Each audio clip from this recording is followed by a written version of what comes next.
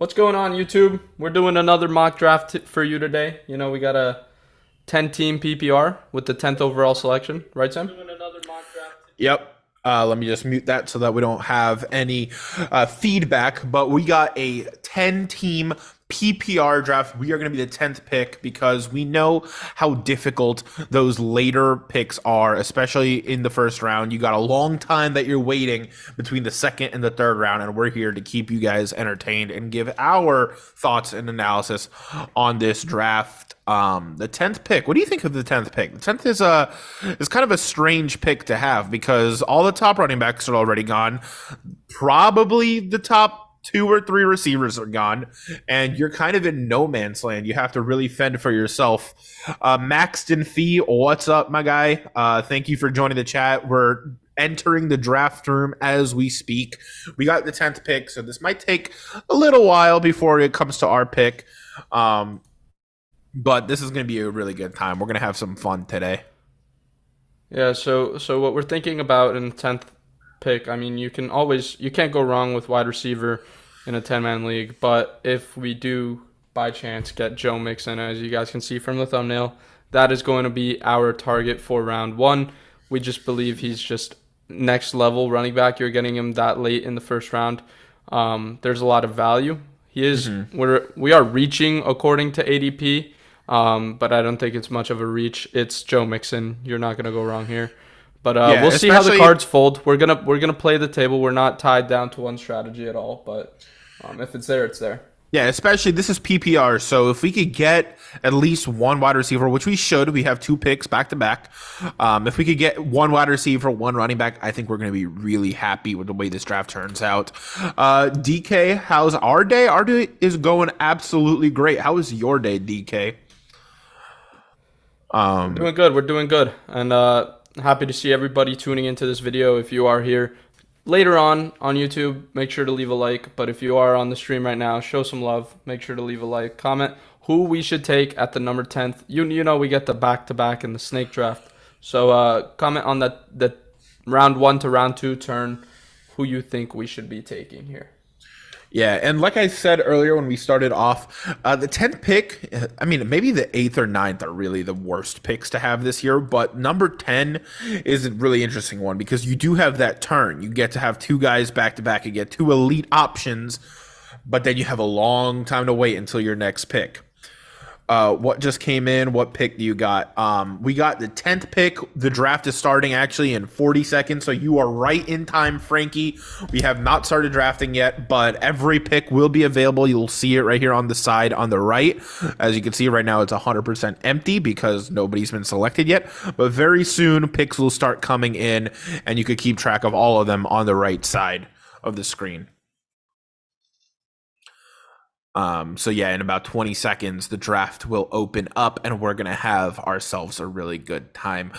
Obviously, Jonathan Taylor projected first. I don't think it's going to take any time at all for him to get off the board.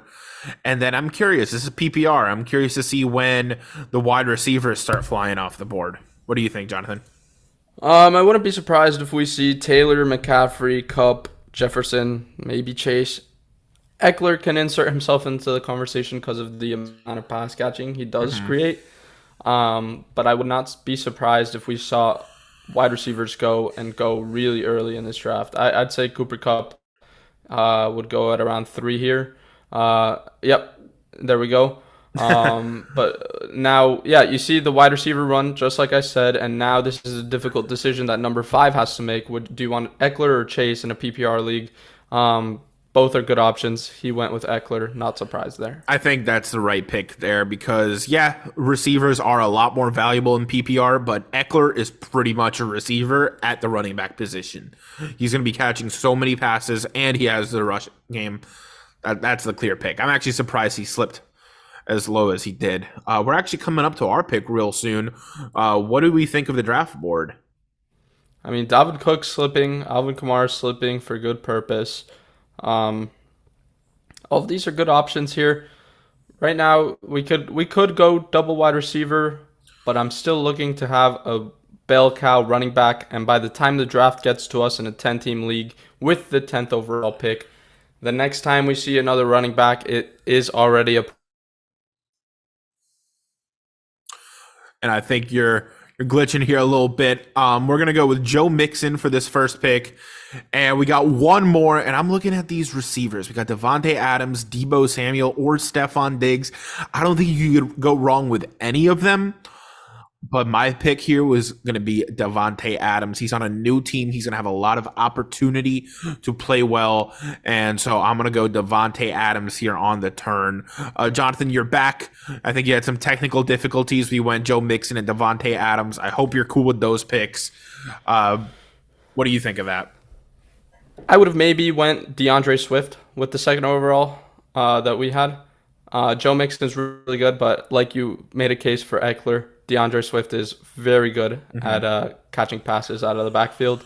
You could also have went to wide receiver here. I wouldn't have minded Stephon Diggs as well with Devonta Adams. But this is a very good core in PPR. You should be outstanding. This core, this duo, will definitely do you right moving forwards in your league. Yeah, and again, we did not take Alvin Kamara. There are some legal issues that he's dealing with, and we're not sure if he will be available for the whole season. We would rather avoid that headache if we can, but he was available, and he is, talent-wise, one of the best running backs in the NFL. We're just trying to stay away from that headache. It seems like it's almost become like a catchphrase now. We avoid headache players, right? 100%. That's what you should do in every single draft. I said it in the last live stream and I said it in the one before.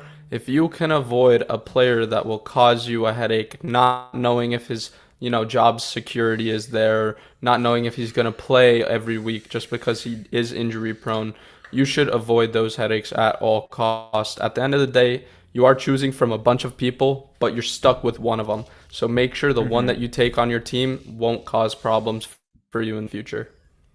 Absolutely. And our pick is coming up here in 6 turns. We got 2 back-to-back yet again. If you take a look at the draft board, we have some really big names still left that are slipping. Well, what are you thinking here? We got Nick Chubb slipping. Yeah. So if we get the opportunity to get either Mike Evans, I believe Keenan Allen's off the board. Yeah, he just went off the board. Mike Evans, AJ Brown, or Nick Chubb on this team, I will be extremely happy.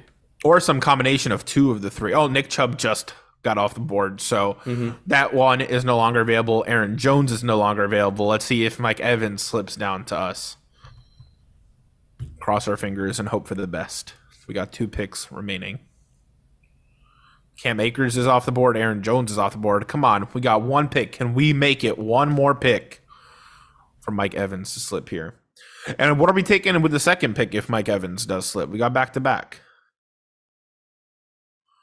All right, I guess we got another technical difficulties going on here. So Mike Evans does not slip to our pick. This is going to be a little bit more challenging than I had originally hoped, but I think we're also going to go with 2 wide receivers. If you take a look at what other running backs are left, there's not a lot of great ones.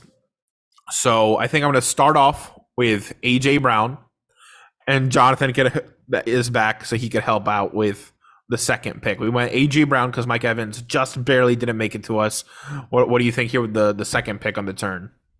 You know what? I really like T. Higgins. This guy has a lot of opportunity, and he's very, very good at what he does. And we are in a PPR league with our Joe Mixon. I think T. Higgins is a great selection here. Yeah, it's not a bad idea to bet on the Bengals offense this year. They're going to be explosive. And if Jamar Chase gets locked down on defense, T. Higgins is going to be the main beneficiary of that being wide open by himself. So, Sam, I think me lagging out or getting DDoSed every time it's our turn is actually providing for some good content because I can give you an honest grade on the selection that you've made rather than the selection that we make together. I do love the A.J. Brown fit for this squad already. Look at your receivers. You have Devonta Adams, A.J. Brown to have a spectacular PPR league, especially with Joe Mixon, who also catches a lot of passes out of the backfield. That's what we stress with some guys here. We are approaching the running back dead zone the next time we select, so we're definitely going to need to secure another running back. But right now, I like the position this team is in, and if you're going into it with an open mind, Sam, we could go running back, tight end, the next time it comes up to us. What do you think about that? Yeah, it depends on which tight end slip to us because while we're waiting here for our pick to come up, we got Kyle Pitts, Darren Waller, George Kittle as the ones remaining. The main two guys, Andrews and Kelsey, are off the board. They've been off the board for a minute. So I don't know. I think that if Kyle Pitts and Darren Waller are off the board, do we reach on a George Kittle? What do you think? We'll have to see when it comes around. But the past few drafts we've been doing, we've both been tanking tight end. So I would genuinely like to try and secure like a top 3, top 4 tight end, because once you like get away from the top 4, it's kind of all the same thing. You just stream them until one of them works. And maybe we could avoid that headache of streaming tight ends. Maybe not. But we'll see. I think we might be able to get one of these guys next time it comes to us. Yeah, I think our top priority is going to be running back. Hopefully there's not a massive run at running back. But if we could secure a really good running back here, RB2, and then a tight end, our team's going to be very balanced, very... Speaking of run at running back, there you go. Check. Can you change the positions to running back? Yeah, absolutely. We'll take a look at who's remaining. We got Travis Etienne, who I like. Antonio Gibson has been downgraded to kick returner. So I would stay away from Antonio Gibson at all costs. He's falling down the depth chart like crazy. I would avoid that headache. A guy who I really like here is Josh Jacobs. Maybe even Elijah Mitchell. I like Travis Etienne too. He's, again, another pass catching back. He's going to be great for PPR. Maybe we could get both on our team. Let's see how this pans out. Yeah, we got 4 picks remaining. The tight ends are still there. Let's see who's here ahead of us. We got Metcalf, Judy, and then Etienne. So if it goes just in order, I don't know if we're going to get Travis. But again, we'll see how this draft pans out. This is the part of the draft where really it's hard to predict what happens. Yep, you're right. There goes Jacobs. Gabriel Davis Sam, wait, is off the board. Hear me out. If we get Travis Etienne here and maybe a Justin Herbert or Patrick Mahomes, what do you think of that? That could be cool. Let's see the tight ends. Do we still have Waller? All are available. Or Waller. Other than Kyle Pitts. Okay. There goes Etienne, though. It's our turn. All right, so now we got to make a tough decision here with running back. I would go. I don't like Gibson. I was thinking Darren Waller and Justin Herbert. Wow, so really taking that running back. What do you think? You make the choice. I could go Waller here because I'm 100% cool with that. Just give us a few more seconds to think about it and talk it out. The running backs right now are just weak at this spot. So if we go quarterback, so it might not be worth to get one, you know? If we go quarterback, I'm going probably Mahomes. He's projected a whole 30 more points or 24 more points than Herbert. I'm down to get Mahomes, and you don't need to tell me twice. Yeah. All right. So we secure that, but now our running backs are really weak. Now this is PPR. So you don't need the best running backs if you have Devonta Adams, AJ Brown, and T. Higgins. And Joe Mixon. And Joe Mixon is a great running back 1. So I'm okay with this for now, but let's see who slips to us for this next pick, because we do need a running back. We need at least another running back. There should be a few wide receiver runs now. A lot of people go for wide receiver at this point in the draft, but the way we've drafted, that kind of sets us up to get like good value at running back in the next few rounds. So it's definitely going to be a plus on our end. Let me get a little bit more from you about the Patrick Mahomes, Justin Herbert debate. Do you think that Patrick Mahomes is the better fantasy player this season, or are you trusting Justin Herbert? I mean, I think Patrick Mahomes is the better player, and usually the better player ends up becoming the better fantasy player. But of course, there's a lot of question marks. He doesn't have his best option anymore. He replaced Tyreek Hill with Juju and Marcus Scantling. I can never pronounce that right. Valdez Scantling. You replace, a top 5, top 6 wide receiver with 2 average receivers. It's going to be certainly a slip in production, but that also just means that Mahomes is going to have to produce more magic on his own, right? Maybe he's going to have to run a little bit more. Maybe he's going to have to he might throw a few more picks this year. That's something I could see, but I don't know. I still like Mahomes. I'd still take him. He's probably still the best quarterback for real life and fantasy. But Herbert, he's catching up pretty quick. Show us the running backs here. I do want to go with one wide receiver maybe and one running back. You know what? If Clyde Edwards-Helaire is still there and Kareem Hunt, I wouldn't mind taking them. I mean, we could go Damian Harris instead of Kareem Hunt.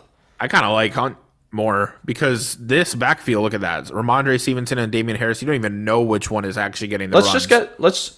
Let's secure the synergy between Patrick Mahomes and Clyde Edwards-Helaire. I feel like that's going to be a good combo. And you know, they're both in split backfields, we can say. But Kareem Hunt obviously gets the he's more of a wide receiver, honestly. Like, yeah, I think this is where we secure our backup running back. Yeah, absolutely. Now we got 3 running backs, 3 receivers, 1 quarterback, 1 tight end. We've finally balanced out our team position-wise. Of course, our receivers are still stronger than our running backs, but I'm sure later in the draft we'll be able to fix any inconsistencies. I don't know if it's just me or not, but I'm loving this team right now. Yeah, the 10th pick is really hard to get a team that you are happy and satisfied with, but I'm pretty good with this team. Like going into week 1, like in a PPR league, this would definitely, catch my eye as a threat. Like if you're playing against this, I'd be sweating. Sam, I don't know. Next pick is going to be interesting. Damian Harris still there. Cordell Patterson.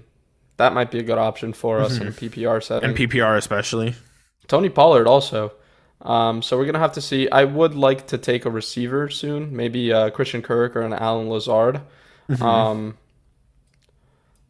I already know your eye was caught by DeAndre Hopkins there. You can't hide it. Well, DeAndre Hopkins is a beast, especially when you got 3 other receivers. But we've done that, I think, one too many times on a mock draft. So we could switch it up, see what else we can do. So I'd love to go Cordero. Okay. I don't want to click the button yet just to give us a few extra seconds to think about the next pick. I would go with Alan Lazard maybe. Or I don't know, because we don't know who really is going to emerge as the number 1. Christian Kirk is definitely going to be the number 1 in Jacksonville. Okay, so I'm cool with Patterson and then Kirk. Only because, and it's kind of funny, right? It's like, do you trust Aaron Rodgers to just make Lazard, right? Like the next number 1. But there's so many other guys that could be the number 1. We just don't know. Christian Kirk just got a bag. Okay, and when a team is willing to pay a player that much money, they're probably willing to give him the looks that kind of money would demand. No, enough of probably. If you're getting that money, they're going to go out there and work you for it. Like, they're not just going to go and waste their investment. Like, absolutely. At the end of the day, it is a business. And, like, if you get paid that much, you're going to be expected to go out there and perform, which is why we got him on our fantasy team. A.J. Dillon, also a nice running back that went at this late in the draft. I think that's because it's PPR, because in standard, A.J. Dillon would have been gone 2-3 rounds ago. He's not really a big pass catcher. He's just going to be stealing those goal line targets from Aaron Jones, being a vulture. But in PPR, that's not as valuable as it is in standard. 100%. I totally agree with you. I mean, he's the vulture. No one likes the vulture if you're on the opposite receiving end of it, But at the end of the day, they exist. So you got to just come to terms with that. Sam, with our next selection, what are you thinking? Well, right now our options are very open. You want to secure some handcuffs, maybe? Well, who can we handcuff for Joe Mixon? Who's the backup running back? Dude, I don't even know. I don't even know. That's why Joe Mixon's such a good pick, because he's. You can search all NFL teams. Click Cincinnati for Bengals. Samaje Perine. I mean, that's not worth a pick this early in the draft. We could probably get him with our last selection. Yeah, that's what I'm thinking too. Let me switch off of Bengals. That makes sense. Okay, so I think a lot of people are auto picking now.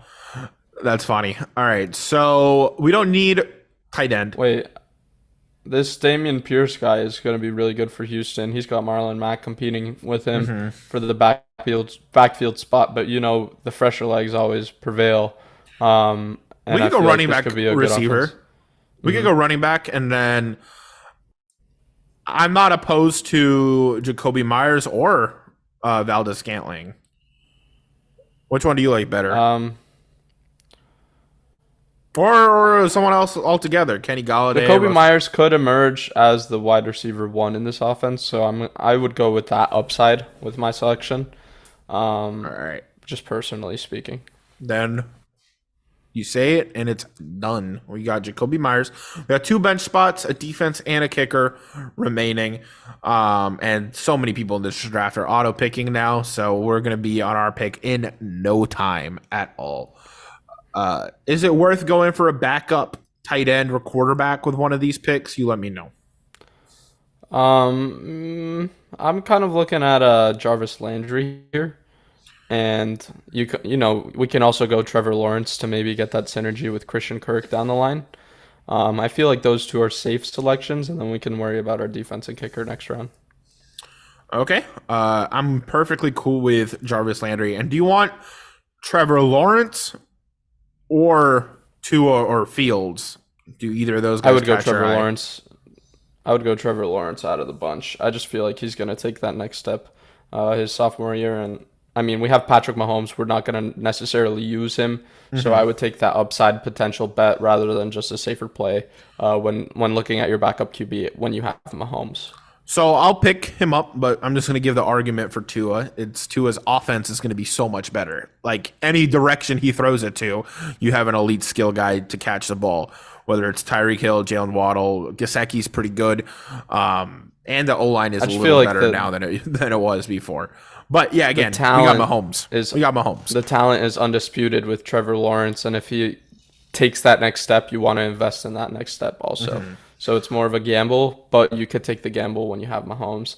Right now, so now it's just defense kicker. You take your pick of your favorite one. You know, the Commanders right now, they just lost Chase Young. He's on the physically unable to play list, the PUP. Mm-hmm. We could go Dolphins D here. I really like what's going on in that camp. And more than Chargers? They're going to be really...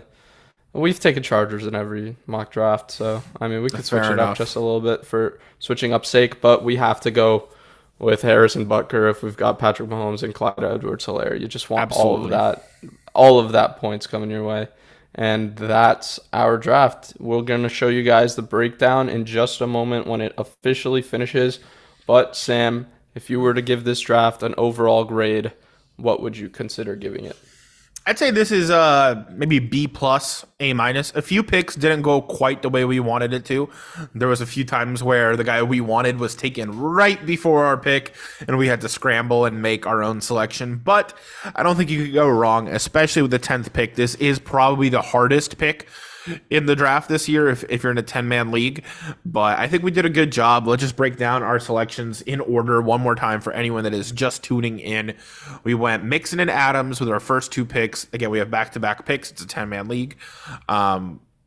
This is probably the best you could hope for. But you were also kind of glitching out a little bit earlier, so you could do the analysis here if you want, because you weren't even present for all the picks. So I really like the core duo of Adams and Mixon. I feel like you're just going to win games based off of those two guys some weeks. Then you have A.J. Brown, who you're betting on being the main beneficiary in this Eagles offense, which is a safer bet to place if I were a betting man, because Devonta Smith didn't show us what Jamar Chase did last year, if that makes sense. So A.J. Brown, has shown glimpses of being an amazing wide receiver. And getting him in the 3rd round turn is going to be beautiful for us, especially pairing him with T. Higgins, who is an automatic weapon. A lot of people coming out of college ranked T. Higgins as one of the best receivers in a long time, and it makes sense. Darren Waller, Patrick Mahomes, Edwards-Helaire, and Kareem Hunt are the next 4 selections, and those are just safe selections. You're getting players at the position that are going to perform at some of the highest level in the league. We went with talent here, basically, and you can't go wrong when you just select very talented players. And for the last few selections of our team, we just filled out position need. We got some sleeper picks for, 10-team PPR leagues like Cordero Patterson, Christian Kirk, who are really going to be super good at producing PPR numbers We saw what Patterson was able to do last year. I don't think they made any changes for that to change. So it's definitely a good pick to snag later on in the rounds. Yeah. Only a few things, small little criticisms of our draft, since all that was just praise. Patterson's on the wrong side of 30, and he doesn't have Matt Ryan anymore, so he is kind of a risky pick. He has some upside, but risky pick. Earlier on, would it have been nice to maybe go Mixon and Swift early on? We were discussing that as a potential option, and then get AJ Brown, T. Higgins, and one of the other available receivers. That way we don't have Edwards-Helaire as our RB2. He is a big risk at the RB2 spot. That could have been a really good strategy too, so consider that when you're drafting. We just wanted to try out getting a running back and a receiver to be balanced, because you never know how your draft is going to go. You don't know if there's going to be a big run at one position and you're left holding the bag, not having a good player to select. So we want to try to keep it as balanced as possible. But remember, that was a good strategy we were discussing before we started. Maybe it would have worked out well if we did try that one too. But overall, I'm happy with this draft. You seem happy with this draft. Let us know, if you're still watching, what you would have done. Would you have taken Mixon and Swift, or were you happy taking Mixon and Adams instead? But without further ado,